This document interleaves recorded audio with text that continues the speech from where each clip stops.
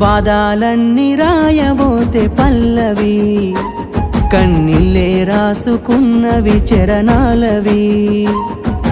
కన్నీళ్ళెందుకేవో పిల్ల పల్లవి, ఈ లచ్చుమయ్య గుండెలు పిరున్నది.